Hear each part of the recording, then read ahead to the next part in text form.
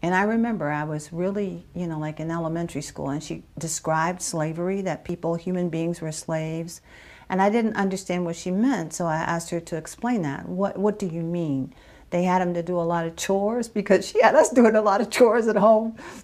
But I knew that wasn't what she meant, but I wanted to, what do I compare this to? She said, oh, no, sugar, They couldn't be married. They couldn't keep their children. They didn't have their own souls. Everything was taken from them. And your grandfather, she meant her father, his father was a slave. I said, no way. I said, well, why did the people let themselves be slaves? And she said, oh, Erika, it wasn't like that. The whole government supported it.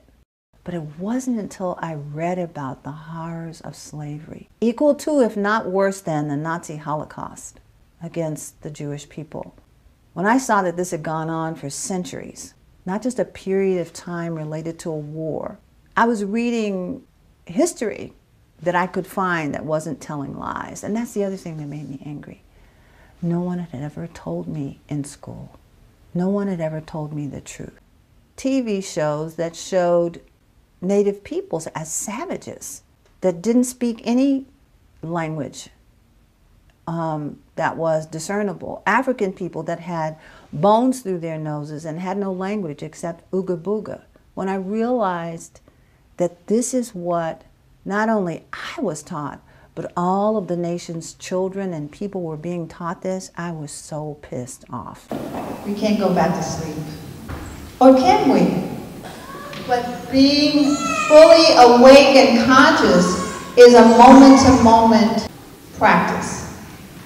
Like, for instance, if something annoys you, in that moment, where do you go? Not in a past moment, or what you would like to do in the next one. Where are you right now? So what is revolution? A sudden, complete, or marked change in something.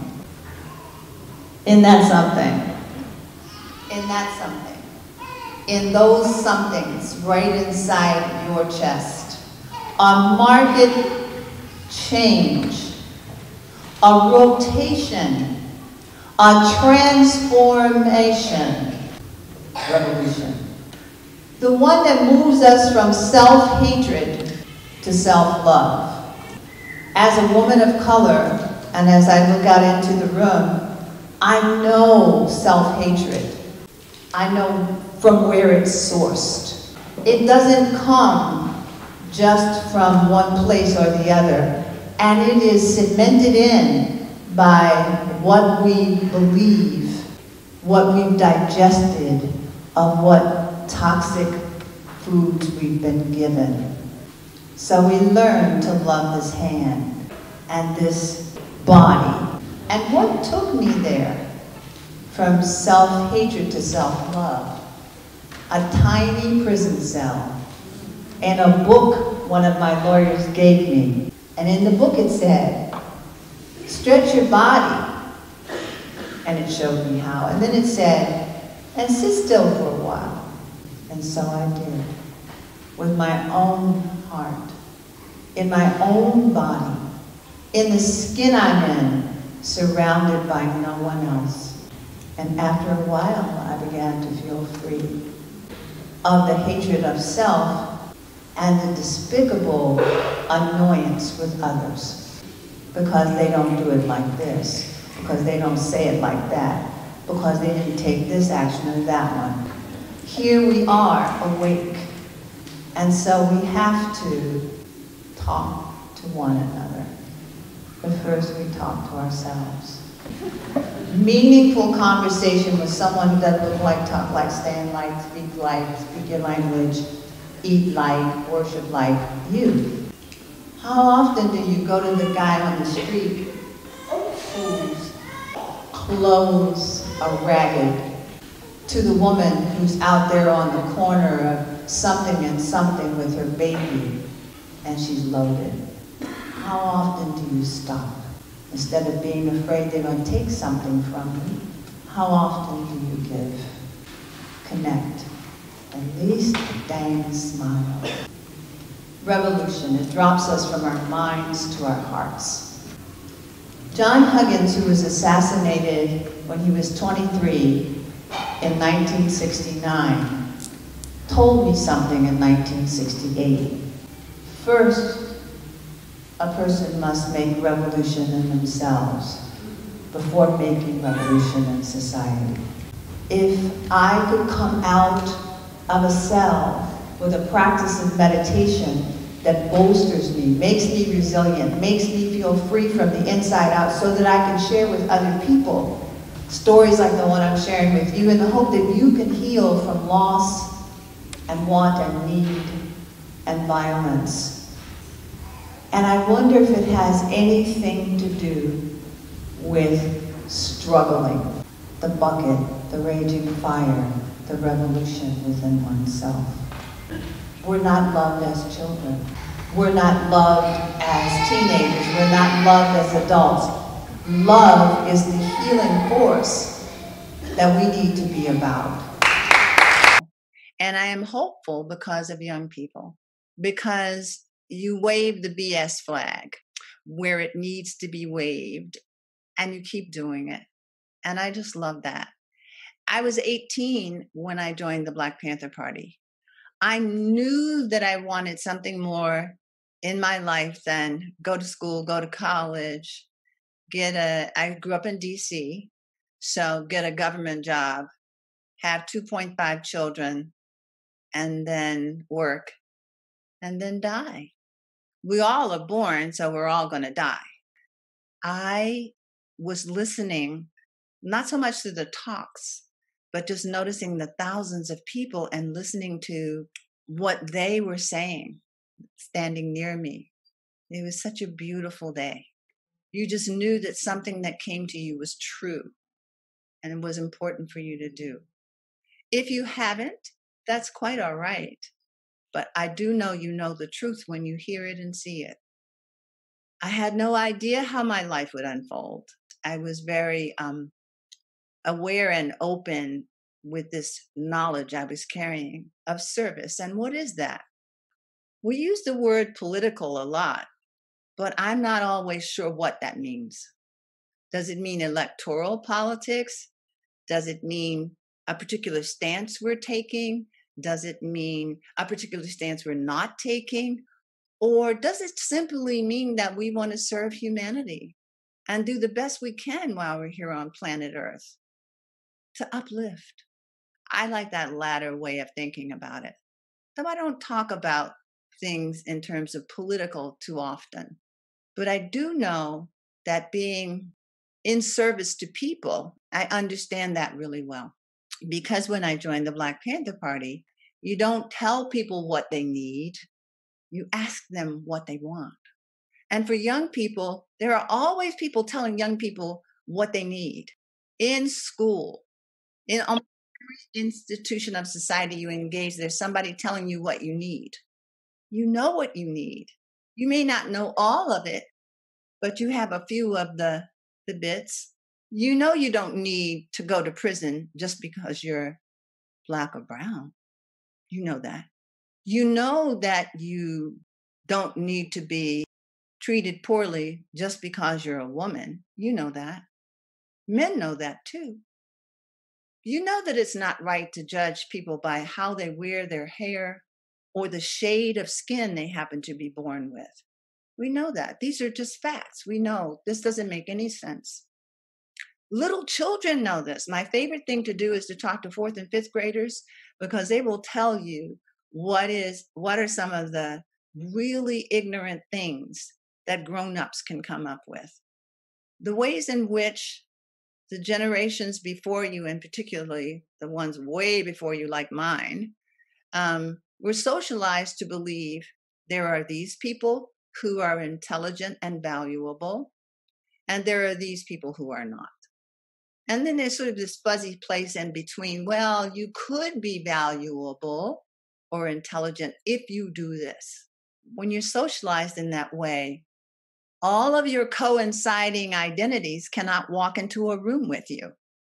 If you're not given a seat at the table, then bring a folding chair.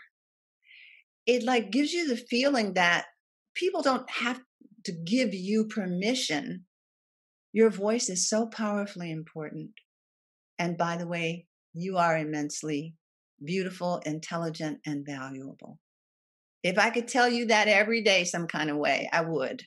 Structurally, whole cities and huge segments of cities were created to kind of position Black and poor people, as we called it then in the Black Panther Party. But what we meant was all people of color and poor white people. We were one of the first organizations to champion the lives of poor white people.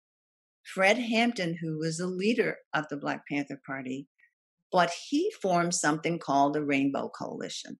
Now, there are people who believe that a later political, quote unquote, leader formed the Rainbow Coalition. It's not true.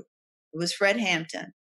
He said, Black and brown and poor white people should work together. And he and a team went to Appalachian communities where people were wearing Confederate flags on their shirts and their hats and said, we're just like you. Because what? They didn't have adequate housing. They didn't have adequate food. They didn't have decent education for their children or any of the other things that you might have read that were wanted through the 10-point program and platform of the Black Panther Party. If you haven't read it, do read it. I'm sorry to say that the things that we believed then and the things that we wanted then are not ours. So we live in a kind of an apartheid in education, in housing, in healthcare, and in the basic necessities of life. They are braving the streets and the hospitals and the clinics and the buses and the Ubers and the lifts and the bodegas and the everything so that we can feel safe, right? So those inequities existed then. If we wait on the government, we'll be old folks before it happens. The median age of Black Panther Party members was 19. So like we were just ready to go. So we asked people, well, what do you need? And we had 40 chapters all over the country. I mean, huge chapters of people. These structural inequities have been in place since the inception of the United States, which built its economy on owning human beings, built its laws on owning human beings. And though slavery ended on paper, some of those still those policies and those ways of segregating people are still in place, more subtle than perhaps during Jim Crow. I'm talking historical terms. If you can't follow me, just make a little note. Look up Jim Crow laws. There is no excuse that could be made because people made excuses. Well, if he hadn't had this in his hand, or if he hadn't had Skittles in his pocket, or if he hadn't been walking with a hood on, or if she hadn't been talking loud to New York, Chicago, Los Angeles, Texas, Virginia, North Carolina, Maryland. Look at Baltimore. When we think of Maryland, do we think Baltimore automatically? No.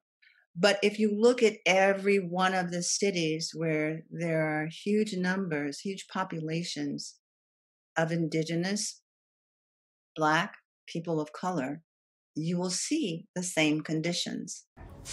A poem is a door that allows us into a heart. I keep mending my own heart and the love inside it. It is a tedious, tender thing to do, crucial.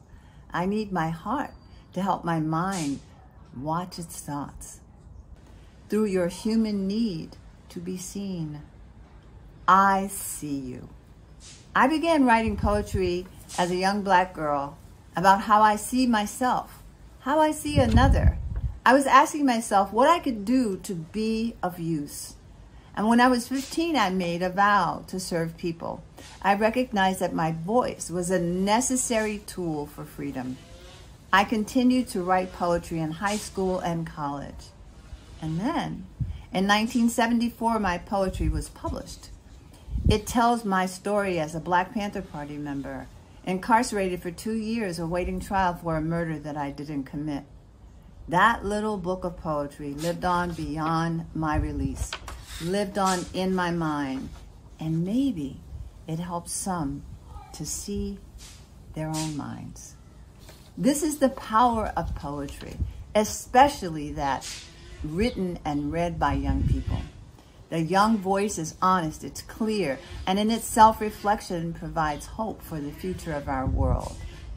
I was 15 years old, and I went to the March on Washington for Jobs and Freedom, and I was so inspired and struck by the thousands of people, it felt to me, who gathered that day in August of 1963.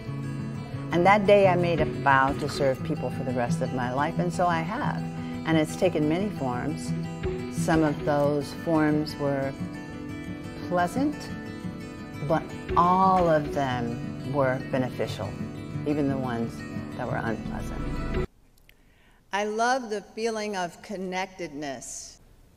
Once your heart is awakened, you can't help but speak the truth. Beautiful, huh? Because by time 5, you know you're not meant to say it, or you are.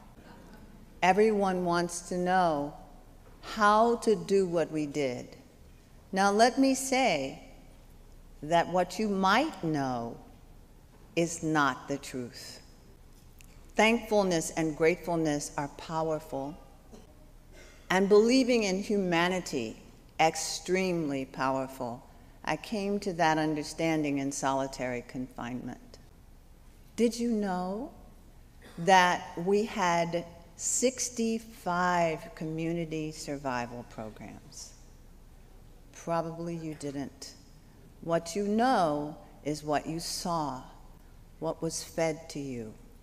Young Black men in black leather jackets with guns. I am not that. And the people I served with are not just that. And we created, with our Breakfast for Children program, the precedent for the embarrassed federal government to create the National Free Breakfast and Lunch Program. When you live a life full, when somebody recounts it for you, it's touching. Thank you, ancestors, all of you who entered when Afia was drumming. Thank you. Thank you, Mother Earth, and thank you for the peoples of this land, whose land this is.